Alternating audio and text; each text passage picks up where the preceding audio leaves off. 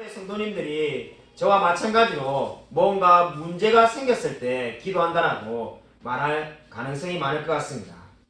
재정의 문제나 사업 또는 직장 또는 건강의 문제가 생겼을 때 저와 여러분이 기도를 하지 않습니까? 근데 오늘 바울은 지난주에 어떤 문제가 있었습니까? 여러분 지난주 설교를 한번 되돌려 보십시오. 그에게 아무 문제가 있다라고 말하지 않았습니다. 여러분 바울이 지난주에 고백한 것은 1장 6절에 하나님께서 우리 가운데에 착한 일을 시작하셨다는 겁니다. 하나님께서 우리 안에 착한 일을 시작하셔서 예수의 날까지 이루실 줄을 우리가 확신한다라고 1장 6절에 고백하였습니다. 근데 그 말이 끝나자마자 지금 바울은 어떻게 말을 합니까? 내가 기도하노라라고 고백하고 있습니다. 우리 많은 성도님들이 체험적으로 느끼는 것처럼 뭔가 문제가 있을 때 기도를 시작하는 것이 아니라 바울은 지금 전혀 그런 것이 없지만은 내가 기도하노라고 말하고 있습니다. 물론 우리가 다 알다시피 옥중서신이라서 바울은 감옥에 있습니다. 근데 기도의 내용이 바울이 옥에 있다고 해서 감옥에 풀려나게 해달라는 것이 아니라 우리가 이제 오늘부터 살펴보겠습니다만은 이 기도에 바울에 관한 기도는 하나도 없습니다. 모든 것이 빌립보 교회를 위한 중보 기도를 지금 하고 있습니다. 여러분 왜 바울은 지금 내가 기도하노라고 말을 하고 있습니까? 바울은 1장 6절에 하나님께서 착한 일을 시작하셨다는 것을 알게 되었습니다. 그러고 나니까 그 모든 은혜를 이제 어떻게 하는 겁니까? 바로 하나님께 돌려드리기 위해서 이제 바울은 기도하고 있습니다. 다르게 말한다면은 우리가 은혜 받고 나면은 모든 것이 끝나는 것이 아닙니다. 하나님이 저와 여러분을 부르실 때는 그리스도 안에서 책임 있는 존재로 살아가도록 부르신다는 겁니다. 그렇기 때문에 지금 바울이 기도하는 이유는 10년 전에 이미 복음을 들은 빌립보 성도들이 하나님 앞에서 더 책임감 있는 성도가 되기를 원한다는 마음을 담고 있습니다. 여기서 우리는 마땅히 한 가지 질문이 나올 수밖에 없습니다. 하나님께서 착한 일을 시작하셔서 그리스도의 날까지 이루신다라고 보증을 6절에 하셨는데 왜 바울은 기도하냐는 겁니다. 여러분 저와 여러분도 마찬가지입니다. 하나님께서 모든 것을 은혜로 주신다면 나의 모든 문제를 다 아시는데 우리는 왜 기도해야 될까요? 이 질문에 대한 대답은 세 가지 측면에서 대답할 수가 있습니다.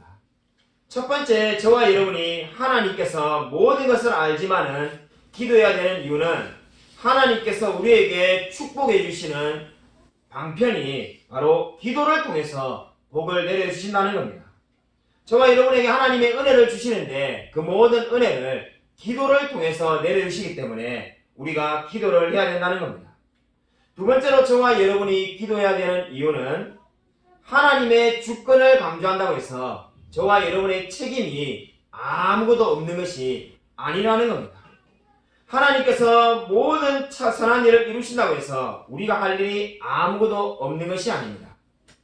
세 번째로 우리가 기도해야 되는 이유는 하나님께서 이루시는 모든 일을 우리와 인격적인 관계 속에서 이루고 싶어 하시기 때문입니다. 그렇기 때문에 저와 여러분이 바로 이 놀라운 선한 일을 시작하신 일을 안다면은 바울과 같이 내가 기도하노라고 고백할 수밖에 없습니다. 여러분 오늘 내가 기도하노라고 말하는 바울의 기도는 크게 세 가지를 기도하고 있습니다. 내용을 구분하기도 아주 쉽습니다. 9절, 10절, 11절 각각 한 절마다 한 가지씩 기도하고 있습니다. 여러분 바울이 처음으로 하는 기도는 9절에 너희 사랑을 지식과 총명으로 점점 더 풍성하게 해달라고 기도하고 있습니다. 여러분 이 첫 번째 기도에서 여러분 주목해 보십시오. 바울이 무엇을 기도하고 있습니까? 사랑과 지식을 지금 나란히 놓고 있다는데 저와 여러분이 주목해 보아야 합니다. 여러분 지식은 구원의 지식을 의미하는 겁니다. 근데 지금 바울이 어떻게 기도하고 있습니까? 빌립보 성도들이 더 사랑이 풍성해지게 해달라고 기도하고 있습니다. 여러분 그런데 저와 여러분 같으면 어떻게 기도하겠습니까? 사랑이 많아지기 위해서 무엇을 말하겠습니까? 열정. 내가 좀 더 사랑하게 하십시오. 주님 제가 좀 더 열심히 사랑해 주세요. 아마 이렇게 우리가 기도할 겁니다. 죽도록 사랑해 주십시오. 그렇기 때문에 우리가 사랑 뒤에는 아마 열정이나 열심이라는 단어를 떠올리기가 쉽습니다. 근데 바울은 그렇게 기도하지 않고 사랑과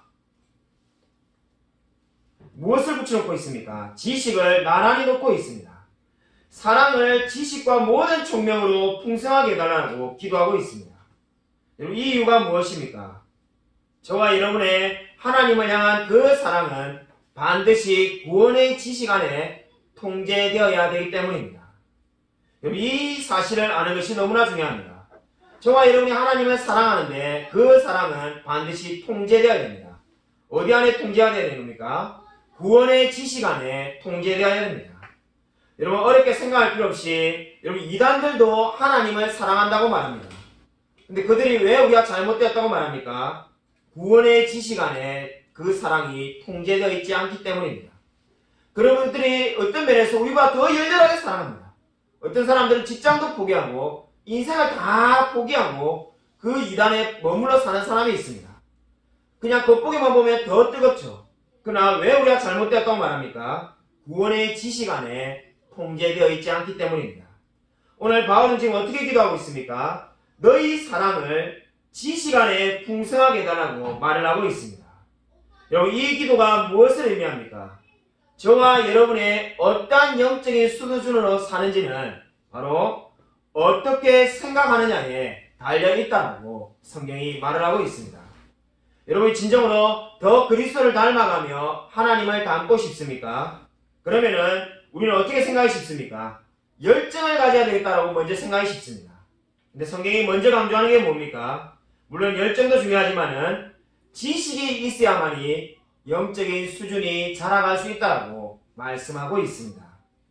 여러분, 예수님께서도 12제자를 3년 동안 가르치고 또 가르쳤습니다. 히브리서 3장 1절에도 예수를 깊이 생각하라고 말씀하고 있습니다. 여러분, 성경은 생각에 대해서 너무나 많이 중요성을 강조하고 있습니다. 우리가 예전에 호세아서를 강의했는데 호세아서 4장 6절에 하나님께서 내 백성이 망한다라고 안타까워하지 않았습니까? 그때 뭐가 없어서 망한다고 했습니까? 지식이 없어서 망한다라고 말하지 않았습니까? 결코 하나님이 내 백성들이 열정이 없어서 망한다라고 말씀하지 않았습니다. 하나님 아는 지식이 없어서 내 백성이 망한다라고 호세아 선지자가 탄식하였습니다. 여러분, 지식이 얼마나 중요한지 아십니까? 여러분, 기도할 때 하나님 나에게 지식을 더 달라고 기도하십니까? 아마 그렇게 기도하는 분 그렇게 많지 않을 것 같습니다. 주님, 제게 열정을 주십시오. 제게 물질을 주십시오. 제게 많은 축복을 주십시오라고 기도하지만은 하나님 아는 지식에서 자라가게 해달라고 기도하는 분들이 그리 많지 않을 것 같습니다. 그러나 오늘 성경을 보십시오. 바울이 지금 빌립보 교인들을 생각하면서 처음으로 기도하는 그 기도 제목은 너희의 사랑, 그 이미 하나님께 대한 사랑이 있는데 그 사랑에 지식을 더하게 해달라고 기도하고 있습니다. 여러분, 이미 빌립보 교인들은 10년 전부터 예수님을 믿은 사람입니다. 하나님을 모르는 게 아닙니다. 얼마나 많이 성경을 배웠겠습니까? 거의 신앙의 최고의 탑이라고 말할 수 있는 바울에게 배운 사람입니다. 이미 많은 걸 알고 있습니다. 근데 바울은 그들을 위해서 어떻게 기도하고 있습니까? 지식이 자라가라는 겁니다. 여러분, 진정으로 기도할 때 이렇게 기도하고 있습니까? 주님, 내가 하나님 아는 지식이 자라가게 해주시옵소서.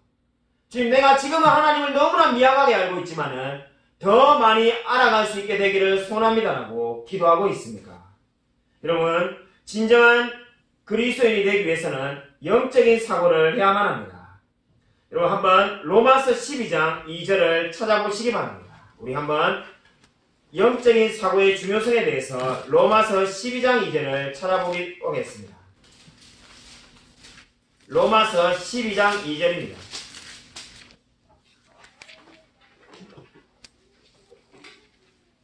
신약성경 256면에 있습니다. 신약성경 256쪽 로마서 12장 2절 다같이 함께 읽겠습니다. 네, 시작. 너희는 이 세대를 본받지 말고 오직 마음을 새롭게 함으로 변화를 받아 하나님의 선하시고 기뻐하시고 온전하신 뜻이 무엇인지 분별하도록 하라. 아멘. 여러분 로마서 12장은 1장부터 11장까지 구원과 예정에 대해서 말하고 난 다음에 우리 삶에 대해서 이제 이야기하기 시작합니다. 쉽게 말해서 1장부터 11장까지가 교리라고 말하면은 이제 우리 그리스도인이 올바르게 살아야 될 윤리와 삶의 모습에 대해서 12장에서 시작합니다. 시작하자마자 바로 어떻게 말을 하고 있습니까? 오직 마음을 새롭게 하라 이렇게 말을 하고 있습니다. 그러니까 우리 삶이 1절에 보시면 영적인 예배라고 하는데 그렇게 되기 위해서는 이 세대를 본받지 말고 이 세대를 본받지 말라는 말은 제가 좋아하는 번역에 보면은 어떻게 표현하고 있냐면은 이 세대 안에 나 자신을 끼워 넣지 말라는 겁니다. 필립스 번역이라고 탁월한 번역이 있는데 그 번역이 바로 그렇게 표현하고 있습니다. 하나님이 우리를 하나님의 형상으로 본떠 놓았는데 우리하고 전혀 맞지 않는 틀에다가 우리를 끼워 넣지 말라는 겁니다. 마치 우리가 이 컵을 넣으려면 컵에 알맞은 용기가 있는데 그거와 맞지 않은데 억지로 넣으면 어떻습니까? 컵이 깨지거나 뭔가 문제가 생기겠죠. 그것이 바로 본받지 말라는 의미의 뜻이라는 겁니다. 우리는 이 세대와 이제 맞지 않다는 겁니다. 하나님이 우리를 하나님의 형상으로 만들어 놨는데 맞지 않는 세상에다가 너희들을 우격다짐으로 끼워 넣지 말라는 겁니다. 그 다음에 중요한 표현이 오직 마음을 새롭게 함으로라고 되어 있습니다. 여러분 여기서 오직 마음을 새롭게 한다는 것을 우리 한국 사람들은 읽으면은 본능적으로 어떻게 생각하기 쉽습니까? 가슴이라고 생각하기 쉽습니다. 하트. 아, 내 가슴에 정말로 변화를 일어나야 되겠구나. 이렇게 생각하기 쉽습니다. 그러나 원어의 의미는 생각을 의미하는 겁니다. 저와 여러분의 생각 말씀의 의미입니다. 우리가 마음을 새롭게 하라는 말을 쉽게 말해서 생각을 새롭게 하라는 의미라고 이해하시면 됩니다. 그러니까 지금 그리스도인이 이제 구원의 지식을 알고 정말로 이 세대를 본받지 않고 살아가고 싶다면 어떻게 하라는 겁니까? 생각을 바꾸라는 겁니다. 저와 여러분이 이 세상에서 승리하고 싶다면 먼저 사고방식을 바꾸라고 성경은 말씀하고 있습니다. 여러분 바울이 빌립보 1장에서 지금 첫 번째 기도가 사랑을 지식에 더하라고 말을 하고 있지 않습니까? 똑같은 의미로 말씀하고 있습니다. 여러분 많은 그리스도인들이 구원받았습니까? 라고 서로에게 질문합니다. 그죠? 우리가 서로 너가 구원받았습니까? 그리고 천국에 갈 확신이 있습니까? 라고 물어봅니다. 그럼 그 다음 질문을 무엇을 말해야 되겠습니까? 로마서를 보고 빌립보서를 본다면 그 다음 질문은 당신은 영적으로 생각하기 시작하였습니까가 된다라고 저는 믿고 있습니다. 당신은 영적으로 생각하기 시작하였습니까? 이제 내가 정말로 구원받은 사람이라면 영적으로 사고하며 생각하고 있습니까? 위대한 영국 감리교 목사님의 생스터의 이야기입니다. 그는 설교가로 한참 젊어서 일할 당시에 근위축증이라는 병을 선고받게 되었습니다. 근위축증을 선고받게 되어가지고 이제 그가 살 날이 얼마 남지 않았다는 것을 알게 되었습니다. 근위축증이라는 것은 근육이 다 쪼그라들어서 사람이 죽게 되는 겁니다. 그가 제일 먼저 잃은 것이 목소리였다고 합니다. 그가 이제 목소리를 잃어버리고 나니까 설교조차 할 수가 없습니다. 그는 이것이 얼마나 심각한 병인 것을 깨달았을 때 4가지를 결심했다고 합니다. 첫 번째, 내가 할 수 있는 한 병세가 좋아지도록 노력하겠다. 두 번째로, 절대로 그 어떠한 상황에서도 불평하지 않겠다. 세 번째로, 집안 분위기가 나빠지지도 않도록 최선을 다하겠다. 네 번째로, 내가 이때까지 받은 복을 헤아려보며 감사하겠다. 그래서 이 생스터 목사님은 그가 결심한 4가지대로 죽는 순간까지 아주 바쁘게 지냈다고 합니다. 손가락 2개만 쓸 수밖에 없는 상황이 와가지고 이제 나머지 모든 근육이 움직이지 않고 손가락 2개만 움직일 수 있는데 그가 2개를 가지고 책을 쓰게 되었습니다. 그리고 그 책이 죽기 하루 전에 출판사에 옮겨지고 그는 하늘나라로 가게 되었습니다. 여러분 이 이야기가 무엇을 보여줍니까? 여러분 인생의 절망적인 순간에 질병이 왔는데 생스터 목사가 처음으로 한 것이 무엇입니까? 생각을 바꾸기로 결심하였습니다.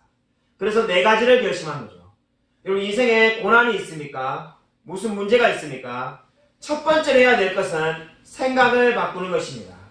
여러분 오늘 바울이 인생의 첫 번째 기도가 무엇입니까? 생각을 바꾸라는 것입니다. 오늘 두 번째로 바울이 한 기도가 10절에 있습니다. 우리 빌립보서 1장 10절을 우리 같이 한 목소리로 한번 읽겠습니다. 1장 10절 같이 한 목소리로 읽겠습니다. 네, 시작. 너희로 지극히 선한 것을 분별하며 또 진실하여 허물 없이 그리스도의 날까지 이루고. 여러분 두 번째 기도에서 여러분 지극히 선한 것 이렇게 되어 있죠. 우리 성경에 보시면은 아마 여러분의 성경에도 1번이라고 적혀 있을 겁니다. 여러분 1번이라고 적혀 있는 것은 그 아래에 쭉 내려오시면은 1번에 대한 또 다른 단어가 있다는 겁니다. 원어로 두 가지 사본이 있어서 그 번역이 가능하다는 겁니다. 그래서 어떻게 되어 있습니까? 지극히 선한 것이라고 되어 있고 같지 아니한 것 이렇게 되어 있습니다. 우리가 둘 다 번역이 가능한데 지극히 선한 것을 분별하라 이렇게도 표현할 수 있지만은 같지 아니한 것이라고 볼 수도 있습니다. 그러니까 이 같지 아니한 것이라고 말하면 어떻게 우리가 이해할 수 있습니까? 분별이라는 게 뭡니까? 좋은 것만 골라내라는 거죠. 하나님의 뜻과 같지 않은 것을 어떻게 하는 겁니까? 분별하라는 겁니다. 하나님의 말씀과 일치하지 않는 것을 분별하라. 그 말씀을 지금 의미하고 있습니다. 그렇게 말하고 난 다음에 바울이 계속해서 어떻게 기도합니까? 진실하라고 기도하고 있습니다. 진실하다는 게 뭡니까? 원어를 보면은 이 라틴어와 헬라어가 있는데 제가 라틴어 할 줄 모르지만은 흥미롭게도 라틴에는 칠을 다하다 이렇게 되어 있다고 합니다. 이 단어의 원래 단어가 라틴에는 덧칠을 한다 이런 의미랍니다. 그걸 보면 이해가 안 되는데 헬라어로는 햇볕에 시험해보다 햇볕에 비추어보다는 뜻이 있습니다. 왜 이런 단어가 지금 진실한 뜻을 담게 되었는가? 왜 그렇게 우리가 번역을 해놓았는가? 당시의 상황을 이해해 볼 필요가 있습니다. 지금 우리 현대에는 뭐 자동차 산업도 있고 선박 산업도 있고 뭐 많은 산업이 있습니다. 아파트 건축 산업도 있고. 근데 고대에서 제일 큰 산업은 도자기 산업이었다고 합니다. 고대에서 제일 돈이 되고 산업이 되는 것이 도자기 산업인데 두껍고 투박하게 만드는 것은 그 어느 지역이나 누구나 다 만들 수 있었다고 합니다. 비싼 것은 뭔가 얇고 아주 가늘게 만드는 것이 값비싼 도자기였다고 합니다. 근데 얇은 도자기는 만들기 전에나 만들고 난 이후에 쉽게 깨어졌다고 합니다. 만들기 전에도 깨어지고 만들고 난 후에도 깨어지고 조금만 잘못하면 금이 쫙 가버린다는 겁니다. 근데 그 금이 가는 것이 버리기 너무 아까우니까 그때 덧칠을 하는데 그것이 바로 이 진실이라는 단어의 원래 단어였던 라틴어 단어의 의미입니다. 바로 이 상황 가운데 덧칠을 해버리는 거죠. 그게 뭡니까? 남을 속이기 위해서 덧칠을 하는 겁니다. 근데 이거 어떻게 하면 이 덧칠한 도자기를 구분할 수가 있는가? 햇볕에 빛을 비춰보면 그것이 가짜인지 아닌지 알 수가 있었다고 합니다. 그래서 헬라어 원어로는 이 단어를 햇볕에 비추어 보다라고 번역하고 있습니다. 그러니까 지금 진실한 게 뭡니까? 덧칠을 하지 않고 햇볕에 늘 비추어 봐도 자신할 수 있는 사람. 그것이 바로 진실한 사람이라는 겁니다. 저와 여러분이 진실한 사람이라면 우리에게 어떻게 적용할 수 있습니까? 하나님 앞에 자기를 비추어도 우리가 결코 부끄럽지 아니한 사람이 진실한 사람이라고 말할 수가 있겠습니다. 여러분 많은 그리스도인들이 영적으로 침체해 있습니다. 오늘날 수많은 그리스도인이 영적으로 지쳐있고 피곤하다고 말을 합니다. 저는 청년부 사역을 지금 하고 있지 않는데 청년부 사역을 하는 지인들에게 이야기를 들어보면은 우리 20대 그리스도인들이 서로 다 자기를 위로해달라고 말을 한다고 합니다. 그래서 웃지 못할 이야기가 한 가지 있는데 서로 자기가 지쳐있다고 말을 하는데 들어줄 사람은 아무도 없고 모두가 자기의 하소연하고 싶은 사람들만 가득 차 있다는 겁니다. 그래서 제 아는 지 목사님이 이렇게 말했습니다. 모든 청년들이 지쳐있다는 겁니다. 이 시대의 모든 청년들이 지쳐있다라고 말을 하였습니다. 여러분 왜 많은 사람들이 지쳐있을까요? 청년들뿐만 아니라 우리 장년 그리스도인들도 내가 지쳐있다라고 말하는 사람이 정말로 많이 있습니다. 여러분 지쳐있는 이유는 한 가지입니다. 오늘 바울이 말하는 것처럼 우리가 하나님 앞에 자신을 비추어 보는 시간을 두지 않기 때문입니다. 여러분, 진실이 무엇입니까? 하나님 앞에 자기를 비추는 것이라고 말을 하였습니다. 근데 하나님과 만나는 시간이 없는데 지치지 않을 방법이 없습니다. 여러분, 저는 이번 달 추천 도서로 도널드 휘트니의 오늘부터 가정예배라는 책을 여러분에게 전하여서 나누어 주게 되었습니다. 이미 아마 우리 성도님들 중에 가정예배를 매일 드리시는 분도 있을 겁니다. 그런 분들은 그냥 책을 읽고 참고하시고 적용하시고 계속 가정예배를 드리면 됩니다. 지금껏 가정예배를 드리고 있지 않은 분이라면 책을 읽고 시작하십시오. 내가 혼자 지내고 있지만은 혼자서도 가정예배를 드릴 수가 있습니다. 여러분, 우리가 왜 예배를 드리고 말씀을 읽어야 됩니까? 여러분, 우리가 세상에서 가장 힘든 일이 뭔지 아십니까? 세상에서 가장 힘든 일은 나의 힘으로 하는 하나님의 일입니다. 하나님의 일을 내 힘으로 하는 것보다 더 힘든 것이 없습니다. 왜 수많은 사람들이 영적으로 무너지고 지쳐 있는가? 나의 힘으로 하나님의 일을 하기 때문입니다. 여러분이 한번 나의 힘으로 일을 한번 감당해 보십시오. 금방 지치고 어쩔 줄 몰라 수밖에 없습니다. 여러분, 영적인 공급을 받아야만이 영적으로 회복될 수가 있습니다. 여러분, 목숨 걸고 가정예배를 시작하십시오. 하루에 10분간만 투자하셔서 가정예배를 시작하십시오. 체스턴이라는 사람이 있습니다. 그분이 이런 말을 한 적이 있습니다. 예수님께서 저와 여러분에게 3가지 약속을 주셨다는 겁니다. 무슨 약속인가? 첫 번째 약속이 믿음을 가진 이후에도 시련이 끊임없이 찾아올 것이다라고 약속해 주었다는 겁니다. 첫 번째 약속을 들으면은 그게 무슨 좋은 약속인가 싶으시죠? 한마디로 말해서 여러분이 신앙생활을 하지만은 고난이 끊임없이 올 거라고 약속해 줬다는 겁니다. 두 번째 약속이 뭔가? 그 시련 가운데 두려워할 필요가 없다는 것을 약속해 주었다는 겁니다. 세 번째 약속이 더욱 떠내내는데 하나님께서 이 세상 사람들의 행복해할 수 없는 일을 저와 여러분이 행복해하는 사람이 되게 될 거라고 약속해 주셨다는 겁니다. 여러분, 이 3가지 약속을 기억하십시오.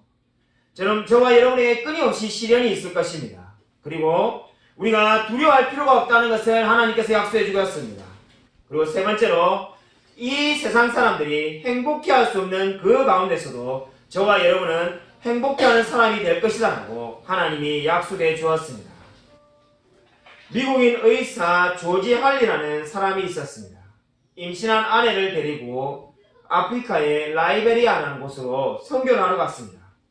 그 조지 할리는 예일대 의대를 졸업하고 런던 대학에서 열대병으로 박사학위를 받았습니다.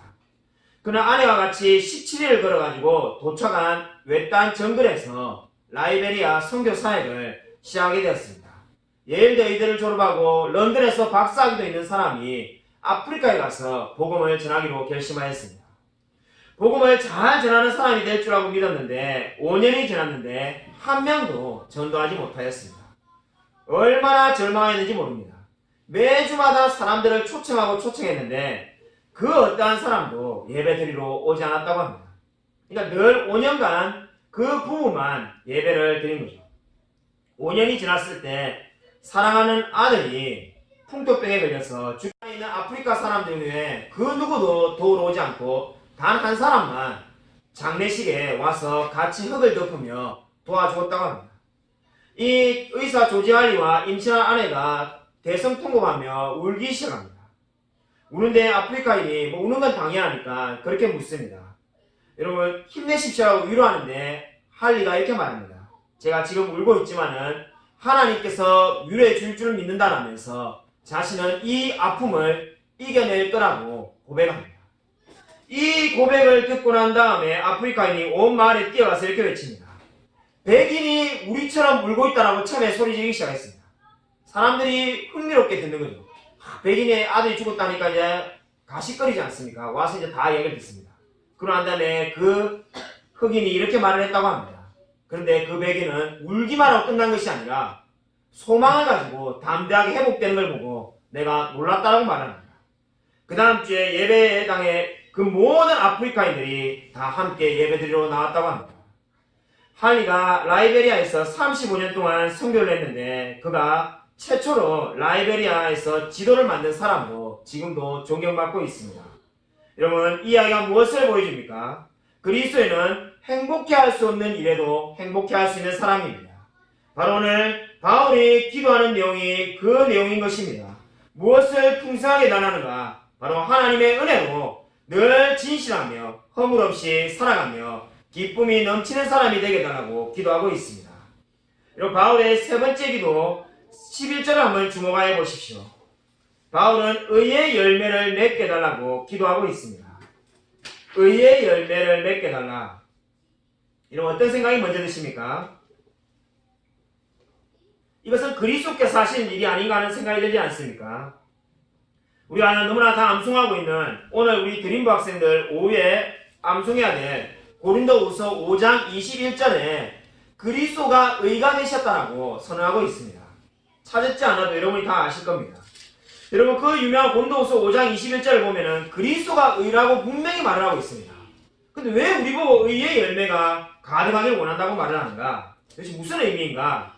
골로새서 1장 24절을 함께 찾아보겠습니다. 여러분, 이 의미를 이해하기 위해서 골로새서 1장 24절을 한번 찾아보시기 바랍니다. 골로새서 1장 24절입니다.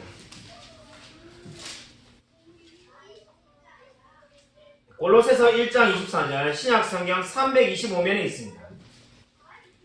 의의 열매를 의하기 위해서 골로새서 1장 24절을 찾아보겠습니다. 함께 읽겠습니다. 네, 시작. 나는 이제 너희를 위하여 받는 괴로움을 기뻐하고 그리스도의 남은 고난을 그의 몸된 교회를 위하여 내 육체에 채우노라. 아멘. 예, 우리가 의의 열매가 이해하기 어려운데 여기 또 어려운 말씀이 있죠. 그리스도의 남은 고난. 이 무슨 말씀인가? 우리 아마 성경을 우리가 읽다 보면 이런 생각이 들 수 있습니다. 그러니까 그리스도께서 고난을 다 못 받았다는 건가? 아니면 그리스도의 십자가가 미완성 작품인가? 우리가 이게 오해하기가 너무나 쉽습니다. 여기서 말하는 그리스도의 남은 고난은 무슨 의미입니까? 그리스도의 죽음만으로는 완전하지 않다는 의미가 절대로 아닙니다. 여러분, 이 말씀에 대해서 칼빈과 메추엘리가 이렇게 해석하였습니다. 그리스도의 남은 고난은 예수 그리스도께서 십자가에 죽으시고 부활하셨지만은 아직까지 예수님을 믿지 않는 자들, 받아들이지 않는 자들이 너무나 많이 남아있다는 겁니다. 이거 너무나 당연한 거 아닙니까? 지금도 남아있지 않습니까? 근데 그 자들을 위해서 우리가 복음을 전할 때 어떻게 된다는 겁니까? 고난을 받게 될 거라는 겁니다. 예수 믿으라고 말하는데 좋은 말 하는 사람 본 적 있습니까? 예수 믿으라고 말하는데 기다렸다는 듯이 주님 제가 예수님 만나겠습니다. 제가 오늘부터 교회 다니겠습니다. 바로 이래 말할 수 없습니다. 처음에는 교회를 안 오려고 하고 안 다니려고 하고 도망치려고 하고 도대체 내가 왜 예수 믿어야 하면서 오히려 핍박하지 않습니까? 그것이 바로 뭐라는 겁니까? 그리스도의 남은 고난이라는 겁니다. 그럼 오늘 이 그리스도의 남은 고난은 뭐라는 겁니까? 복음을 우리가 세상에 전파하기 위해서 우리가 감당해야 될 몫이 그리스도의 남은 고난입니다. 십자가가 미완성이라는 것이 아니라 우리가 예수님을 믿으면은 그 복음을 전할 때 저와 여러분이 감당해야 될 몫이 있다라고 성경이 말을 하고 있습니다. 그리고 그 몫을 감당하고 난 다음에 어떤 것이 하나님께서 축복해 주십니까? 바로 빌립보서에서 말하는 세 번째 기도처럼 의의 열매를 맺게 되는 것입니다. 여러분, 오늘 이 말씀을 제가 찾은 이유를 이제 이해하시겠습니까? 어떤 사람이 의의 열매를 맺습니까? 남은 고난, 그리스도의 남은 고난을 기쁘게 감당하는 자들이 의의 열매를 맺게 되어 있습니다. 여러분, 진정으로 하나님 안에서 의의 열매를 맺고 싶습니까? 그렇다면 여러분이 그리스도의 남은 고난에 동참하십시오. 그리스도의 남은 고난을 여러분의 육체에 채우십시오. 그때 하나님께서 열매를 맺으실 것입니다. 여러분, 빌리 브레이라는 사람이 있었습니다. 감리교의 위대한 설교가가 되었는데 처음에 이 사람은 광부였습니다. 그냥 광부가 아니라 술주정뱅이에다가 늘 나쁜 짓만 골라하는 사람이 빌리 브레이였습니다. 근데 어느 날 이 사람이 예수를 믿고 난 다음에 날마다 춤을 추며 기뻐하는 그런 삶이 이제 마음 가운데 넘칩니다. 막 가만히 있으면 주체할 수 없는 그런 사람이 되었습니다. 그래서 이제 복음을 전하고 싶어가지고 자신과 함께 일하는 이 광산에 있는 광부들을 위하여 매일 기도하며 복음을 전합니다. 누가 예수를 믿으려고 하겠습니까? 빌리브레이가 늘 술주정뱅이에다가 지 마음대로 사는 사람이라는 걸 모든 광부가 알고 있는데 아무리 예수 믿으라고 말해본들 그 누구도 예수를 믿지 않습니다. 빌리브레이가 좌절하지 않고 날마다 이렇게 기도했다고 합니다. 주님, 우리 가운데 오늘 누군가가 죽어야 한다면 당신 광산이니까 사고 나서 많이 죽죠. 오늘 우리 가운데 누군가가 죽어야 한다면 다른 사람이 아니라 제가 죽게 하옵소서. 왜냐하면 그들은 행복하지 않기 때문입니다. 근데 저는 너무나 행복합니다. 저는 오늘 제가 죽어도 천국에 갈 줄로 확신합니다. 그러므로 죽어야 할 사람은 저의 동료가 아니라 예수를 믿고 있는 저인 줄로 믿습니다. 날마다 브레이가 이렇게 기도하였습니다. 그 말을 한 광부가 듣고 예수를 믿었습니다. 또 다른 사람이 예수님을 믿었습니다. 수많은 사람들이 예수님을 믿게 되었습니다. 오늘 이 브레이가 날마다 기도했던 그 기도에 수많은 사람들이 감동하였습니다. 여러분, 브레이의 기도가 뭘 말하는 겁니까? 바로 예수님의 고난에 동참한 겁니다. 내가 죽는 한이 있어도 이들을 하나님 변화시켜 주시옵소서. 왜냐하면 그들은 행복하지 않는 자이고 나는 이미 행복한 자라고 고백하였습니다. 여러분, 오늘 우리가 바울의 기도에 대해서 살펴보았습니다. 어떤 생각이 듭니까? 저는 설교를 준비하면서 솔직히 저의 기도와는 너무나 다르다는 생각을 가지게 되었습니다. 여러분, 주로 어떻게 여러분 기도하십니까? 저는 당장 급한 기도 제목만 가지고 기도할 때가 얼마나 많은지 모릅니다. 근데 오늘 바울이 기도한 기도 제목을 보십시오. 의의 열매, 지식과 총명, 그리고 진실, 허물 없이 살게 해달라는 이러한 영적인 것에 대해서 기도하고 있습니다. 여러분, 우리의 기도와 너무나 다르지 않습니까? 저와 여러분이 세상적인 것에 대해서 끊임없이 기도하며 혹시나 영적인 것에 대해서 기도하지 않고 있지는 않습니까? 제가 설교 준비하면서 떠오른 장면이 있었습니다. 제가 경건서적을 읽을 때 가장 저에게 주눅이 들게 한 책이 있는데 바로 메추엘리 목사님의 기도라는 책이었습니다. 한 400페이지가 다 그분이 기도한 거를 써놨는데 읽다가 몇 번을 정말로 책을 듣고 기도하고 주눅이 든지 모릅니다. 한마디로 제가 책을 읽고 난 다음에 느낀 점은 나는 절대로 이렇게 기도할 수 없다. 여러분, 궁금한 분은 읽어보시면 여러분도 동일한 고백할 겁니다. 내가 정말로 이렇게 기도하다가 죽으면 소원이 없겠습니다 하고 기도할 수밖에 없는 정말로 천상의 기도자입니다. 차원이 다른 기도를 하는 걸 보고 제가 완전히 주눅이 들었어요. 내가 아무리 노력한들 이렇게 기도할 수는 없겠구나. 근데 그와 똑같은 수준의 기도가 오늘 이 바울의 기도입니다. 설교를 준비하면서 두 가지 마음이 들었습니다. 한편으로는 닮고 싶고 한편으로는 솔직히 주눅이 들었습니다. 여러분, 그런데 말씀을 준비하다가 저에게 위로된 것이 오늘 한 구절이 있습니다. 오늘 성경에 내가 기도하노라는 이 말에서 저는 가장 크게 위로를 받았습니다. 왜 저에게 위로가 되었겠습니까? 바로 내가 기도하라는 그 말 뒤에 나오는 그 바울의 높은 수준의 기도 제가 하지 못합니다. 자, 여러분을 위하여 제가 매일매일 기도하고 있지만은 저는 그렇게 높은 차원에서 기도하지 못합니다. 근데 저에게 위로가 된 것은 저도 내가 기도하라는 말은 담대하게 할 수 있겠구나. 제가 새벽마다 여러분을 위해서 매일 기도하고 있습니다. 제가 이 높은 수준에서 기도는 할 수 없지만은 나도 담대하게 내가 기도하노라고 말할 수 있는 사람이구나는 데서 위로를 받았습니다. 여러분, 오늘 이 바울의 기도에서 어떻게 위로받을 수 있습니까? 여러분은 매일 기도하고 있습니까? 그러면 그곳에서 위로를 받으시기 바랍니다.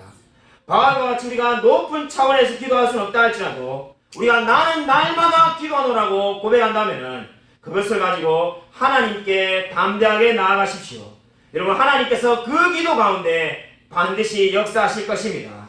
아무쪼록 늘 하나님께 기도함으로 날마다 하나님을 닮아서 의의 열매를 맺으며 살아가는 저와 우리 모든 성도님이 되시기를 주님의 이름으로 간절히 축원드립니다.